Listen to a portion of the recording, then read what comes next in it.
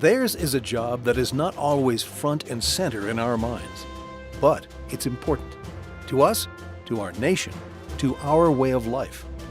It's a duty that often takes them thousands of miles from home and places them in harm's way.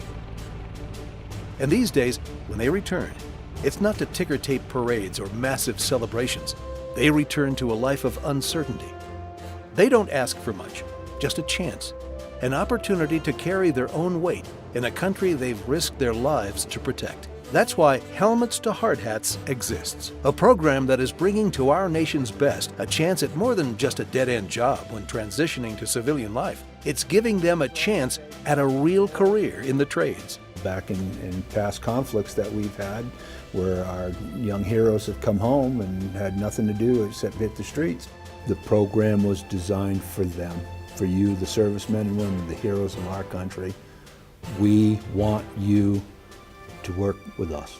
Not every service member who leaves active duty is interested in writing a resume and going to work for corporate or small business America. And in fact, the trades are a very viable alternative for a lot of these guys.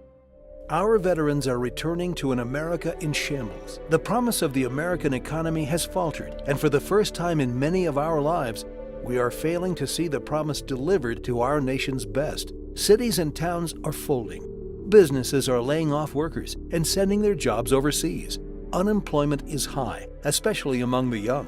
But for our nation's vets, things are especially tough. Helmets to Hardhats volunteers are also involved working to place active duty transitioning service men and women in VIP, the UA's Veterans in Piping, and the IBEW's VICE, or Veterans in Construction Electrical Programs. These efforts not only help teach them skills within their respective trades, they have a job ready to go for them as well. It's not a handout to vets. A handout only goes so far. What each and every person involved in the Helmets to Hardhats program is delivering is a chance.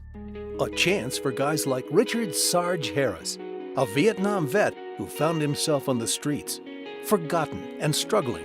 This program really helped me, you know, as far as training, getting me placed in a job. And man, I just think it's a great thing for veterans to have this program and to transition from combat zones and coming into a place back in the civilian world where you can get some training and get placed in a good job and have a good paying job. It's almost like a basketball player that likes to shoot a basketball, right? Driving a truck is that same feeling for me. A chance for others, like Ken PLATTEN, who found himself in a dead-end job after the Army. Basically, you go from fighting for the country to being on unemployment. And I just couldn't take it. I mean, it was rough, so I got involved in the program. You can really sleep well and drive home proud, you know what I mean? That's like a big thing, is to go home proud that you're doing a job that's, you know, it's respectable. I'm earning a good living and I got a career. When I go home, I have a career. It's just that simple. There are times when you come out that guys need help, you know, and need a little assistance or at least be able to be pointed in the right direction. That's what Helmets to Hardhats has done. It's helped me out a ton, given me a career path that I know I can support my family with and keep moving ahead for the rest of my life. Finding a career is a daunting challenge for anyone. Add in the complex problems of having to deal with juggling a family. A new life in a new place can be tough. The number one concern is fear. For whatever term of service that you spend in whatever branch, somebody has provided, you know, your 3 hots and a cot, you know, meals, food, shelter, finances, and the care of your family while you're deployed. But the volunteers of Helmets to Hardhats are doing everything they can to go above and beyond the call of duty for the men and women of the armed forces.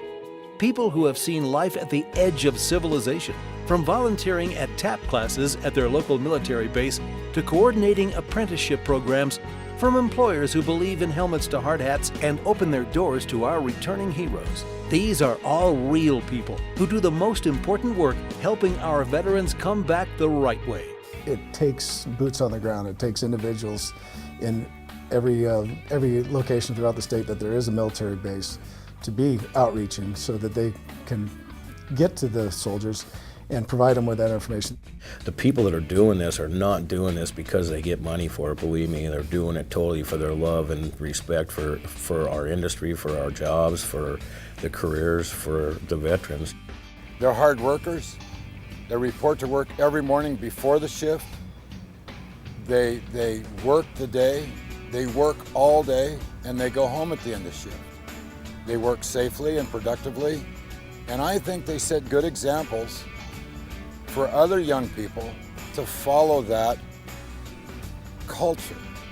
When I hire someone from helmets to hard hats, I always get rave reviews about how hard of a worker they are, how they show up on time, how they're willing to do the job, and they don't question and they don't whine, and they're just a hard worker, and my supervisors love that. Our civilians that we have in our apprenticeship program look up to these people for leadership, and they deliver. You take a look at what they train servicemen, communications, civil activities, maintenance of equipment, truck driving, Teamsters type stuff. There's a lot of facets that the U.S. government in the military trains those people for. And what better people would be in line to come out and to build projects for the United States, for their own country. They've got the training, they've got the mentality, they have the enthusiasm, they've got the desire. It's a hard time for our veterans, our military service members in a whole. Men and women are returning from overseas. They've seen action. They've served us proudly, and now they're returning to an economy. It's not exactly welcoming. One of the big things that you see with the veterans coming out, a lot of job opportunities aren't there. A lot of them become security officers that are minimum wage. If they're lucky, they might make $10 an hour. They feel like they've lost everything that they've learned, that they've put under their belt to come out to nothing. And so this lets them carry over into what their career is going to be. Programs like Helmets to Hard Hats work and give real, measurable results, lowering the unemployment rate of our returning men and women of the armed forces. The volunteers who make it happen serve as a reminder of the responsibility we owe our nation's bravest. When they come home, we can't forget about the sacrifice they made, sometimes the ultimate sacrifice. For what they've done for us, we are obligated to do all we can for them. Freedom isn't free. History has proven that. Freedom has only accepted one price, and that price has always been the blood and sweat of our veterans. We owe it to them. We owe to them what they've given for us.